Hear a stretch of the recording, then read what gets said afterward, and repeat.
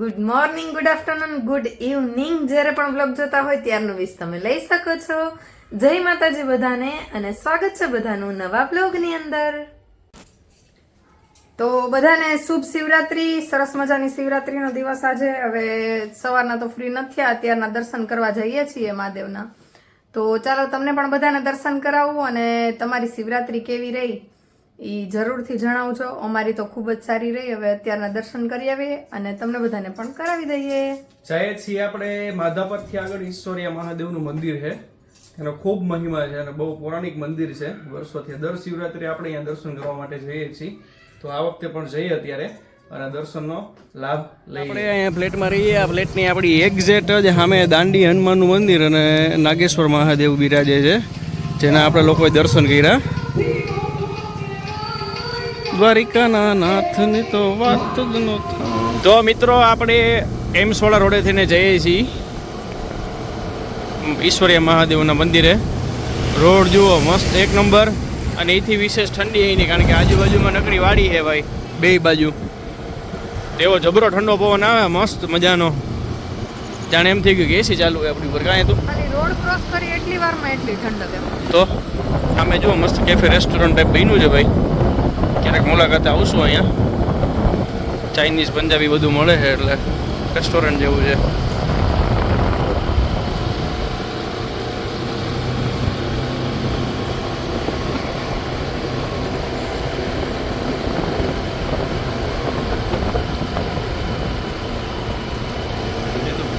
Hello, તો આપણે હવે પહોંચી ગયા છીએ માધાપર ગામના ઈશ્વરીય મહાદેવના મંદિરે. કાંઈ તું ઓહો પગથિયા છે, પણ મેડમને થોડુંક અઘરું લાગશે.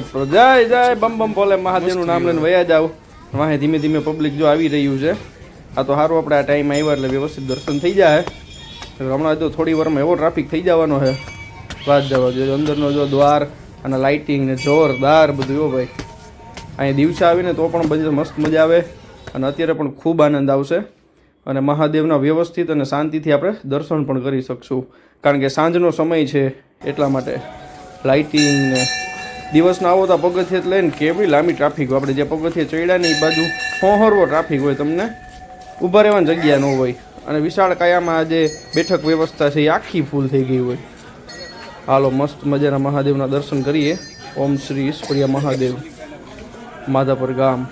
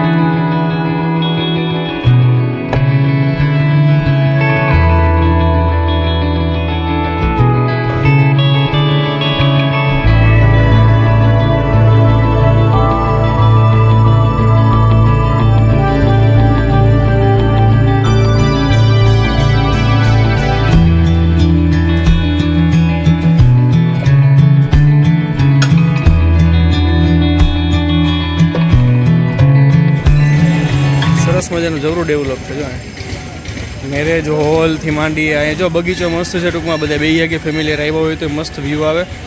દિવસે તો એક નંબર લાગે. અને આ બધું મેરેજ હોલ ને ફંક્શન રાખવું હોય ને ઈશ્વરીય મહાદેવના મંદિરમાં આ બધું આયોજન કરી શકીએ આપણે. જય હો મહાદેવ. આપણા ઘરે આવી ગયા. શિવરાત્રિની ગોદડીની તૈયારી ચાલુ. જો હાડી બાડી એમ ઠપકાઈ રહ્યો તમે મમ્મી. અમારે જો બાપુજી મહાકાલ મહાકાલ એ બાબા ઈશ્વરીય મહાદેવનો શું ઇતિહાસ છે ખબર હે?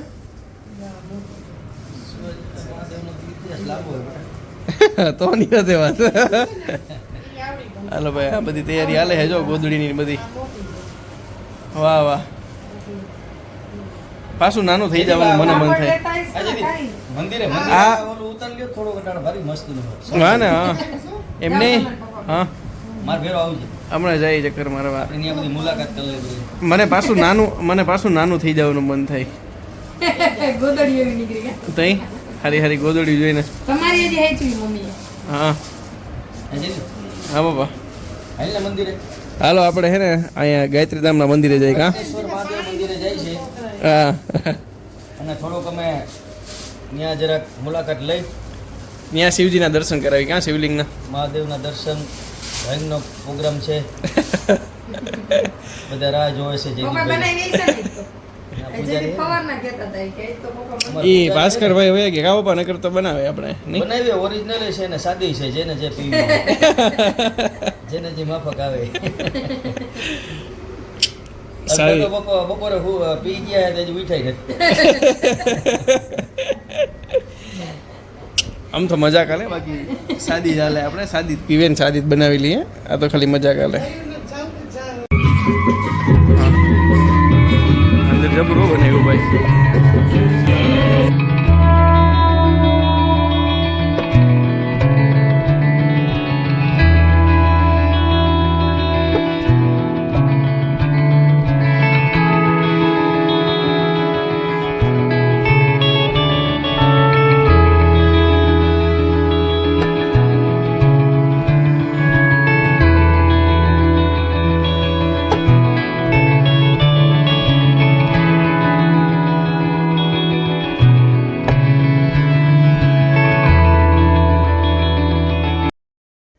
આપણે 1 કલાક દાંડિયા રસનો પ્રોગ્રામ રાખ્યો છે, તો બહેનોને નમ્ર વિનંતી કે ફ્રી જગ્યા હોય તો અહીંયા દાંડિયા રસની અંદર હાજરી આપે. પરમ સ્નેહી શ્રી મિત્રનું આ ઘર છે. તે ચાલીને આવી રહ્યા છે જીતભાઈ.